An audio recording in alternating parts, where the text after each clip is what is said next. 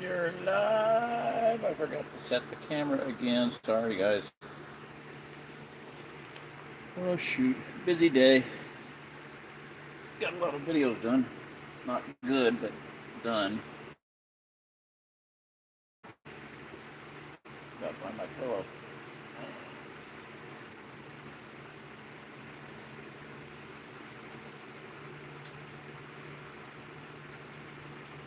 And I got to put something behind the thingy, the phone.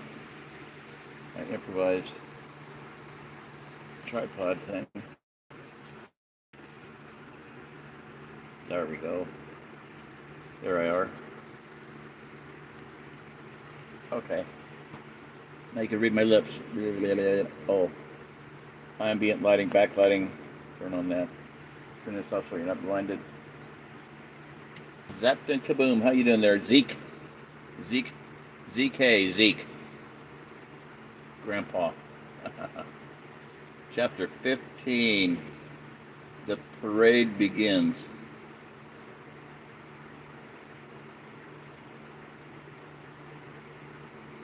Hey, Zapped and kaboom, are your kids nearby, your grandkids nearby? Same state, or are they spread all over the country? All over Kingdom Come. Most of mine are here. I have one grandchild outside of Missouri that I know of.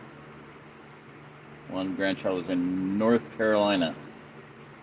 My daughter married a kid that was outside of our little group, which is okay.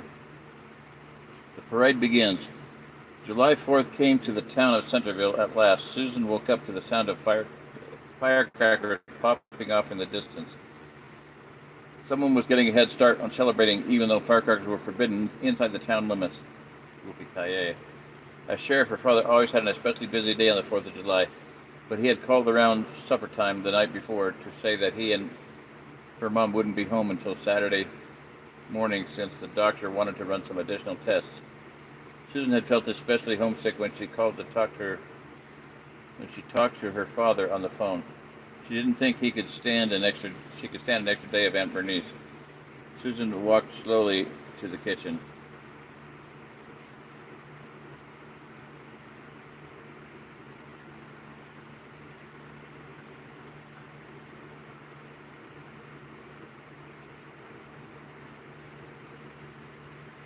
Catherine and Lois were making a special batch of blueberry and walnut pancakes at the stove. Aunt Bernice was helping them. John was setting the table. He ignored Susan. He had been in a bad mood ever since he had gotten the last number in the drawing for the toys. But that had just been the beginning of his bad luck. After Susan had fired him, he had gone home to get some gloves and a pickaxe to dig for toys at the dump. But before he could leave, Aunt Bernice had recruited him to help her clean all the windows in the house. Then she had him work in the yard the rest of the afternoon, weeding the flower beds and digging dandelions out of the grass. If she didn't like the way he did a job, which was most of the time, she made him do it again. And if that wasn't enough, after supper, she made him clean his room and clean the garage too. By the time he had finished, it was too dark to go to the dump. He was calling her General Bernice under his breath by the time he went to bed.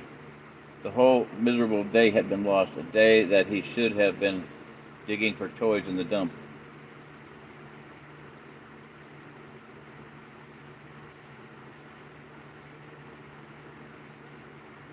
High price of free toys. The high price of free corn. The tasty smells of the pancakes and bacon that morning couldn't cheer John. He plopped the dishes down so hard that Aunt Bernice scolded him. "Well, I'm sorry," John said inside. He sat down. "Morning, Aunt Bernice," said to Susan, wiping her hands on her apron. "Good morning," Susan replied flatly. "What a dreary bunch of children you are," Aunt Bernice said. "And on a holiday, too. My Cecilia and Clarence love the 4th of July, almost as much as Christmas. It's a day to celebrate freedom.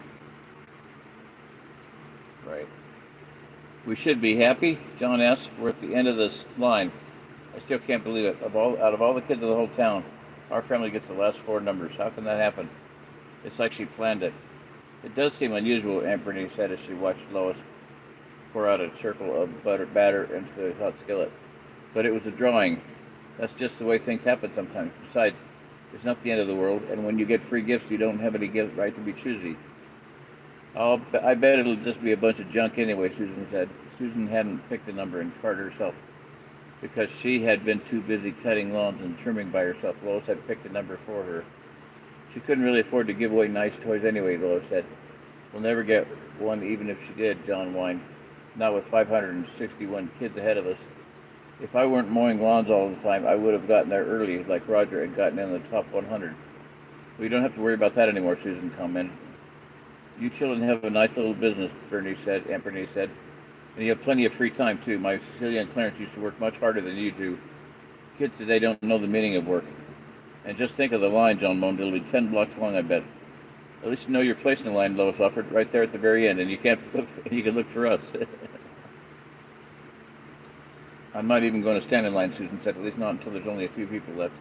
That sounds like a wise idea, Aunt Bernice said. She flipped 3 pancakes over. You won't waste any time that way. Can I flip a pancake, Lois asked. Sure, this one's almost ready, Aunt Bernice replied, pointing to one. Turn it when you see lots of little bubbles in the batter. Some of the blueberries look like bubbles, Lois said, staring at the pancake. She stood on a stool.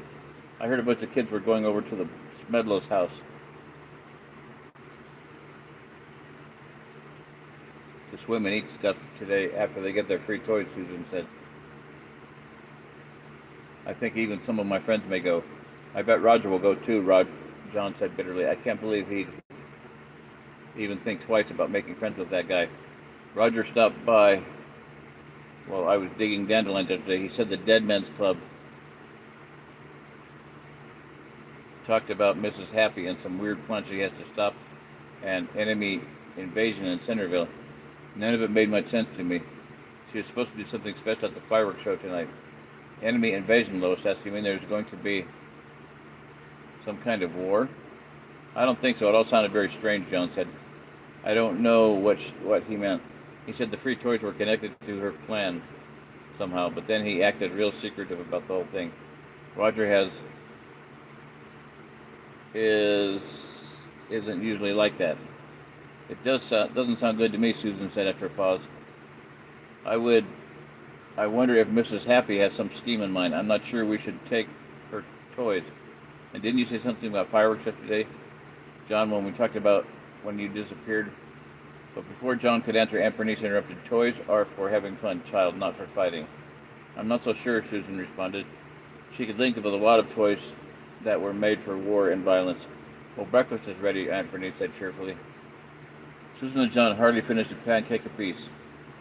His heart wasn't in it. All he could think about was that he would be the last person in a very long line. I'm going to turn the fan off. It'll be easier to hear. Where is it? What's on the other side? Dog on it. Okay. Hang on one sec. I'll do it anyway.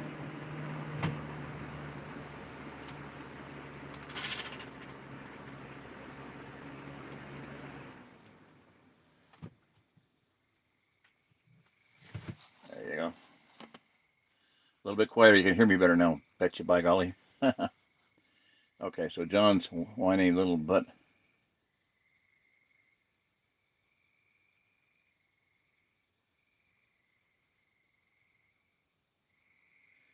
Well, breakfast is ready, Aunt Bernie said cheerfully. Susan and John barely finished a pancake apiece. His heart wasn't in it. All he could think about was that he would be the last one in a very long line. Susan was ready for her parents to get home.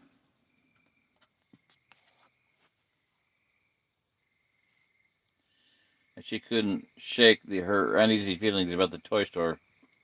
Even though blueberry and walnut pancakes were one of her favorites, she barely picked at the food on her plate. Nothing tasted good.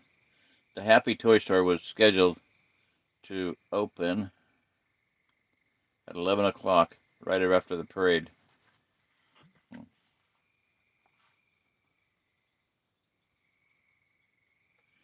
Like almost every other kid in town, Susan found herself walking downtown toward the store about 9 o'clock. The parade began at 9:30.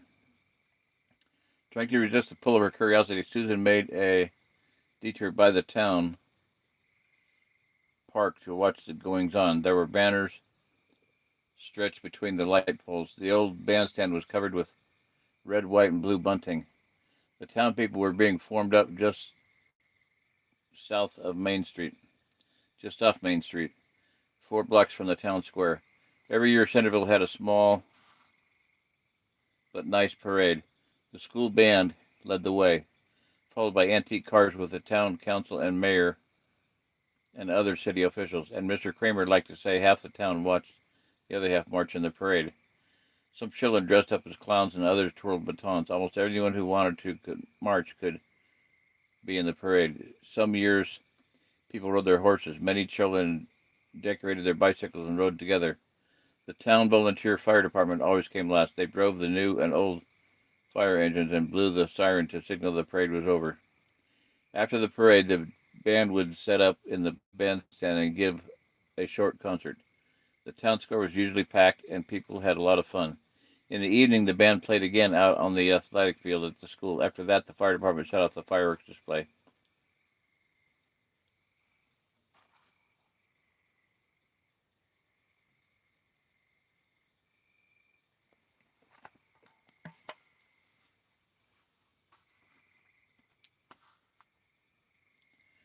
When Susan saw so many of the children heading for the toy store, she couldn't resist any longer. She joined the crowd and followed. Main Street was blocked off because of the parade. But it's leave one of them for me. I want to go to the channel and block them.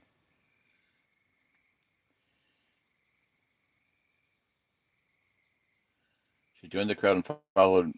Main Street was blocked off because of the parade. But even Susan wasn't prepared for the sight of so many children wandering around the toy store. The new signs and the sight of all the toys had made everyone more excited than ever. Just then, John and Roger walked up behind her. Susan turned around. "This is worse than I thought," John said to Roger, looking over at the blinking purple sign. "I tried to get up by the front door, but it was impossible," Roger said. "People were pushing and shoving. I heard there were boxes of free candy up there, and you won't guess who was giving it out." "Barry." "Who?" John asked. "Barry and the Cobra Club," Roger said. "I guess they're the first ones in line. She's letting them give out the candy. I had Bruce get me a bunch. He's number 12. You want some?" "Sure," John said. Roger gave John a handful of Sweet Temptations. John popped one into his mouth. "I bet there won't be any good stuff left by the time I get there. I still can't believe your family picked the last 4 numbers," Roger told his friend sympathetically. "It's like we're cursed or something," John said, shaking his head. "We aren't cursed," Susan said, disgusted by all the commotion around her. "Well, it does seem unlikely," Roger said. "We might as well leave," John said, looking at Susan. "I've been thinking of riding a bike in the parade this year. Do you want to?" "I bet Bruce and Rick might." "I don't know," Roger said. "I want to be sure and get a good place in line. Even though I have number 17, people might try to cheat anyway. You can't be too careful." "Maybe so," said John. He wanted his friend to ride with him in the parade, but he didn't want to show his disappointment. "I just hope there are some good toys left." "I'm not even sure you guys should take her toys," Susan warned. "It seems all these rumors of an enemy invasion are connected to the free toys somehow. The whole thing seems suspicious to me, and so does Mrs. Happy. I have no idea what you have against toys. First it's the dump, and now it's this. Let's go, Roger," John said, and with that, the two boys walked away. More and more children were filling the street. Susan wondered if there would be room for the parade to pass by. Inside the store, Mrs. Happy was busy setting up a large black box. It was taller than she was and appeared to be made of the same shiny material as the mysterious black window on her desk. On the front side, there was a large white circle with an X on the inside. At the center of the X was a hole about the size of a soccer ball. The rest of the sides were plain black, without markings. On the back side was a square hole with a small chute sticking out. The old woman looked inside the hole in the middle of the circled X and smiled. Everything is prepared, she said to the black crow perched up on top of the cash register, all according to the book. The Bureau should be delighted with this operation. Of course, I will get results, unlike you, Noodlehead. The Bureau knows that. The crow fluttered his wings. I tried, the bird said in his small voice. And you failed. That's why you got demoted to the bird brain you are, Mrs. Happy said. To go from an R-17 all the way down to Z4. What an embarrassment. You should thank your lucky ashes that you're not on your belly permanently. The crow flew up on the toy shelf closest to the door. The cold black eyes stared at the big front windows of the store. Over 50 small faces were pressed against the glass, trying to see all the toys inside. They call this their Independence Day, Mrs. Happy said to the crow, then laughed. They should call it All Fools' Day. It's perfect for starting the toy campaign. The hunger of the children is ripe as rotting fruit. Ripe as rotting fruit.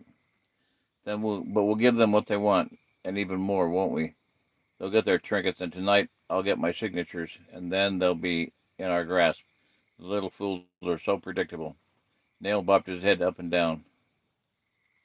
One step at a time, Mrs. Happy said. The Bureau has used this plan thousands of times. We won't yield an inch. And they never feel a thing. It's like they're asking for the chains to be tightened. The girl, Nell said. Don't forget the girl. She's not a threat anymore, the old woman said. She's feeding on her spite and self-pity like a kitten laps up milk. And by the time we're through, she'll wish she never had heard the name Spirit Flyer.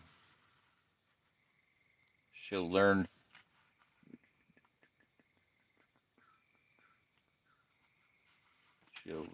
turn the page, silly boy. She'll learn to respect the pull of the chain and the point of the hook, just like her miserable cousin John.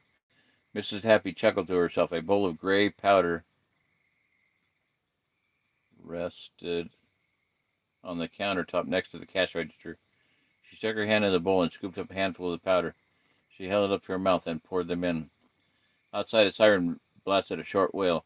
The children wandering around outside on Main Street had moved to the sidewalks. A drum boomed and a clarinet squeaked.